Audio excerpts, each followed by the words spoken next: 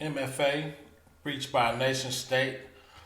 Once again, it's the continuation of the Solarwinds. So we're going to talk about how they were actually getting around multi-factor authentication, which a lot of people believe is the gold standard of security, and how a nation state was actually getting around that MFA security. So this article would definitely be in the description box. The CISA, hackers bypass MFA to access cloud service accounts.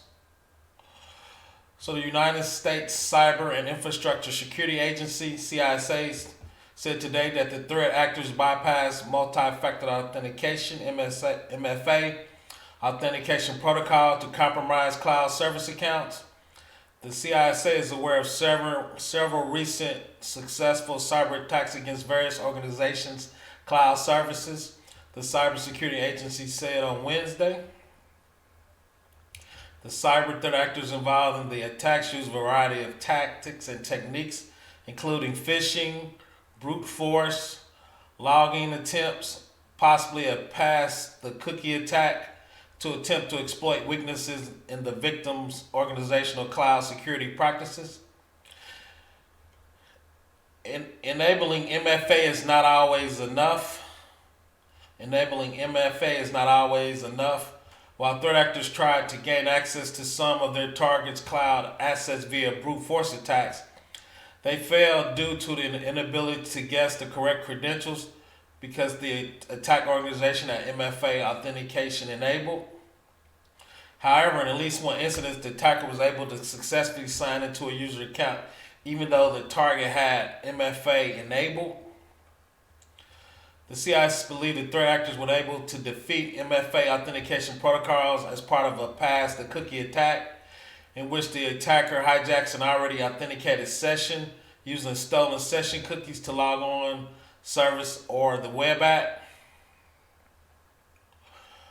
The agency also observed attackers using initial access gain after phishing employees' credentials to phishing other users' account with the same organization by abusing what looked like the organizational file hosting service to host their malicious attempts.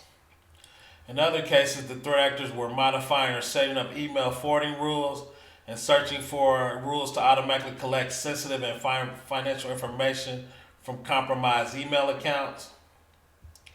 In addition to modifying existing user email rules, the threat actors created new mailbox rules that forward certain messages received by users, specifically messages with certain phishing related keywords to legitimate users, really simple syndication RSS feeds or RSS subscription folders in an effort to prevent warnings from being seen by legitimate users. The FBI also warned U.S. organizations about scammers abusing auto-forwarding rules on web-based email clients and business email compromise attacks. Attacks not linked to SolarWinds hackers. The CIS said that this activity is explicitly linked to threat actors behind the SolarWinds supply chain attack or any other recent malicious attack. The attack CISA referred to regularly target employees who as company provider or personal devices while accessing their organizational cloud services from home, which is a big deal, right? Because everybody's working remote. So once again, the attack CSA refers to regularly target employees whose companies provide or personal devices while accessing their organizational cloud services from home. Weak cyber hygiene practices were the main cause behind the success of attacks, despite the use of security solutions. Information shared today is exclusively collected during CISA Incident Response Agreement, and it also contains recommended mitigation for organizations to strengthen their cloud environment, configurations to protect against, detect, and respond to potential attacks. Today, advisory also provides indication of compromise techniques and procedures that could further help admins and security teams effectively respond to attack targeting their organizational cloud assessments. Once again, this is kind of a big deal because most organizations are trying to move to the cloud or already moved to the cloud, past tense. The CIS advisory contains measures organization can take to strengthen their cloud security configuration and block attacks targeted to the cloud.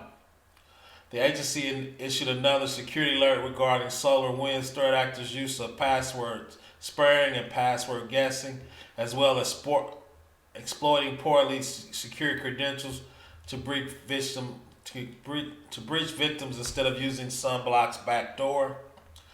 So once again, we're going to also look at what was in the article. This is how you steal a web session cookie.